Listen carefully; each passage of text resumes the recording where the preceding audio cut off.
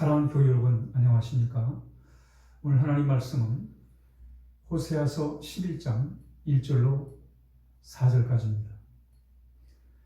이스라엘이 어렸을 때에 내가 사랑하여 내 아들을 애굽에서 불러냈거늘 선지자들이 그들을 부를수록 그들은 점점 멀리하고 바알들에게 제사하며 아로새긴 우상 앞에서 분향하였느니라. 그러나 내가 에브라임에게 고름을 가르치고 내 팔로 안았음에도 내가 그들을 고치는 줄을 그들은 알지 못하였도다. 내가 사람의 줄 곧 사람의 줄로 그들을 이끌었고 그들에게 대하여 그 목에서 몽이를 벗기는 자같이 되었으며 그들 앞에 먹을 것을 두었노라. 아멘.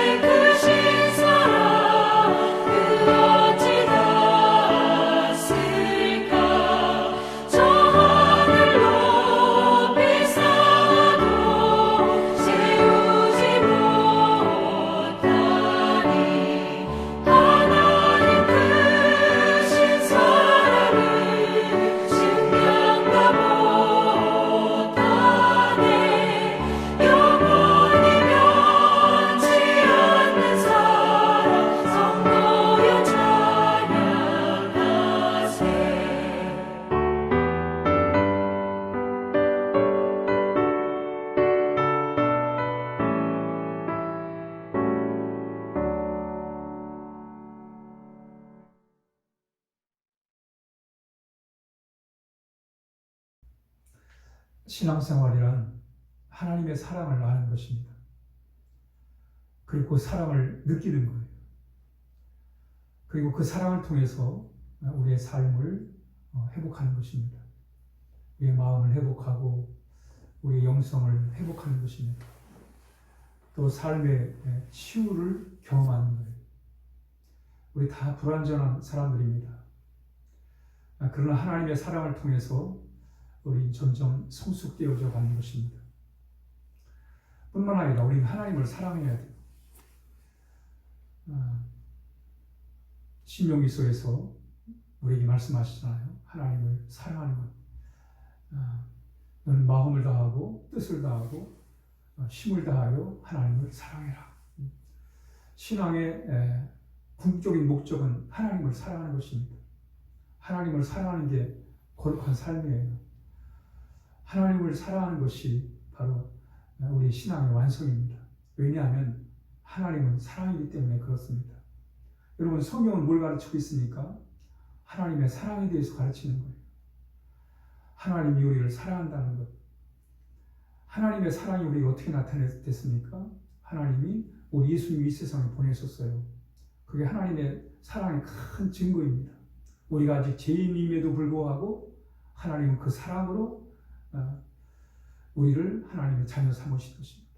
예수님을 십자가에 못 박혀 죽게 하신 것, 예수님을 우리의 화목제물로 삼으신 것, 이건 엄청난 하나님의 사랑이에요. 여기서도 우리가 하나님의 사랑을 느끼지 못한다면 우리는 어디서도 사랑을 경험할 수 없는 것입니다. 하나님이 우리를 사랑해 주신다. 우리를 사망의 권세에서 다시 영원한 새 생명을 주기 위해서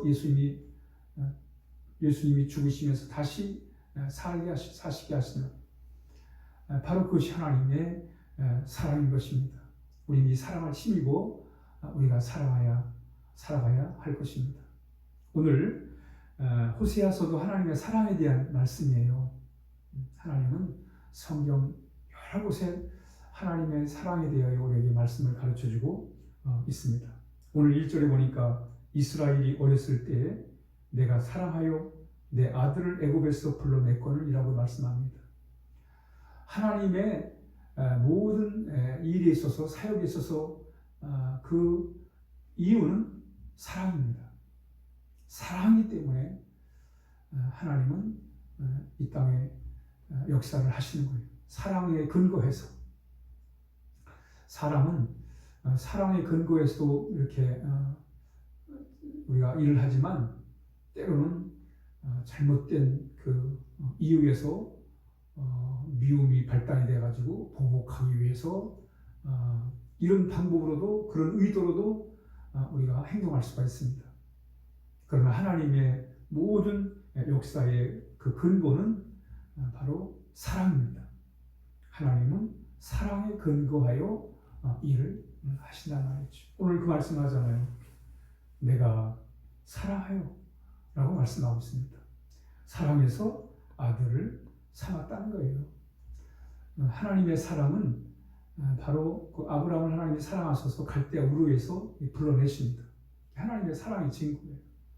그 갈대아 우르에서 불러내셔가지고 그래서 하나님을 섬기게 하는 것, 바로 그것이 하나님의 사랑입니다. 이스라엘 백성을 애굽에서 종살이하던 애굽에서 이렇게 불러내신 것, 그게 하나님의 사랑이에요.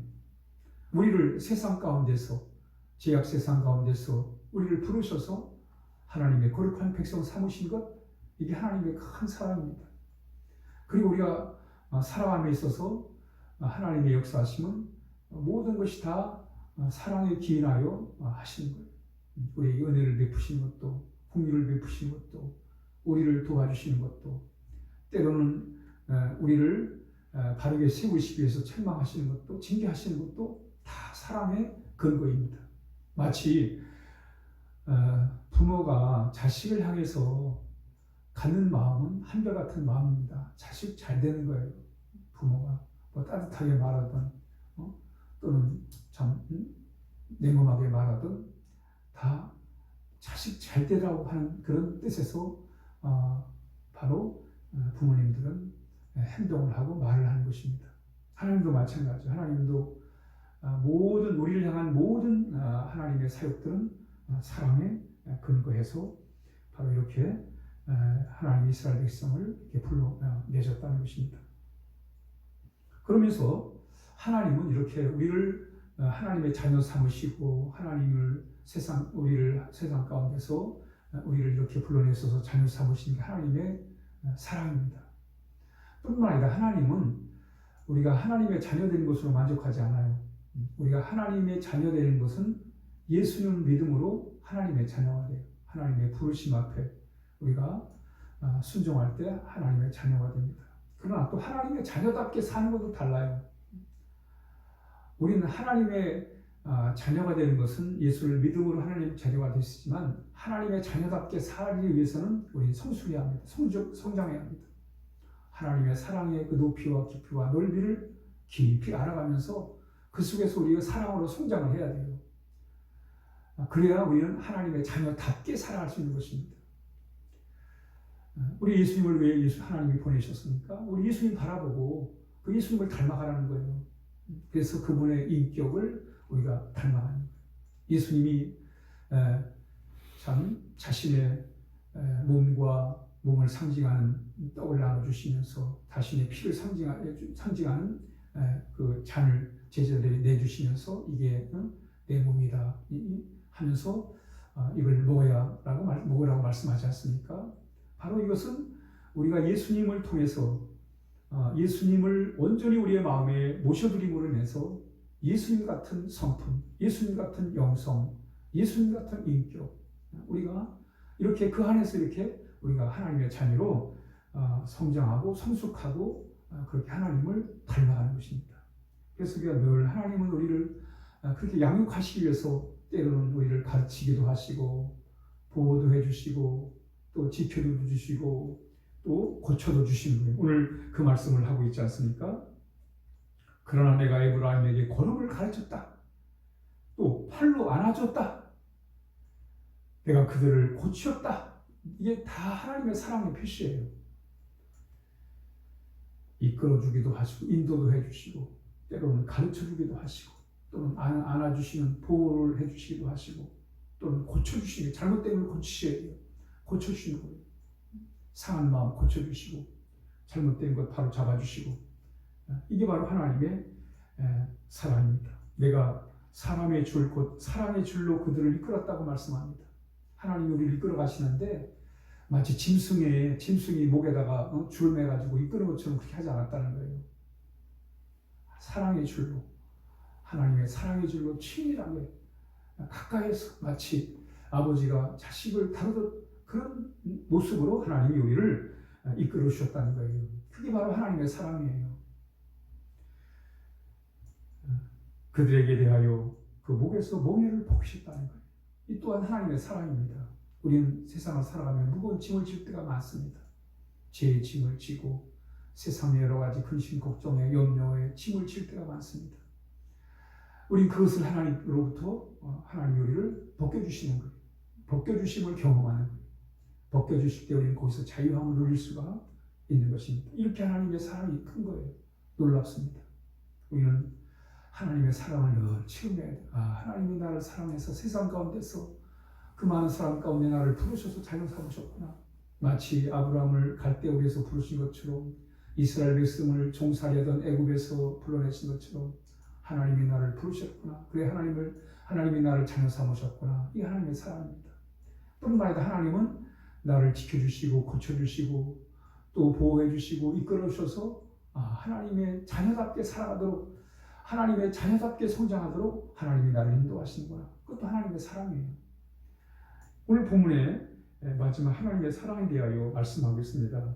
8절인데 에브라임이여 내가 어찌 너를 버리겠느냐 내가 어찌 너를 아드마같이 놓겠느냐 어찌 너를 스보임같이 두겠느냐 내 마음이 내 속에서 돌아서 나의 국률이 온전히 불붙듯 하도다. 하나님은 우리를 버릴 수 없는 사랑으로 우리를 사랑하시는 거예요. 끝없는 사랑, 한결같은 사랑. 그래서 바울은 하나님의 사랑에서 그 어느 것도 끊을 수 없다고 했어요. 환난이나 핍박이나 공고나 기근이나 위험이나 적신이나 칼이나 그 어느 것도 하나님이 우리를 사랑하는 그 사랑에서 우리를 끊을 수 없다고 했습니다. 하나님은 하나님의 사랑은 영원한 거예요. 이스라엘 백성을 향해 하나님 내가 어찌 너를 버리겠느냐 마치 아드마처럼 스보임같이 이 아드마나 스보임은 이 소돔 고모라 성의 성이 멸망할 때 같이 멸망했던 도성의 이름들입니다.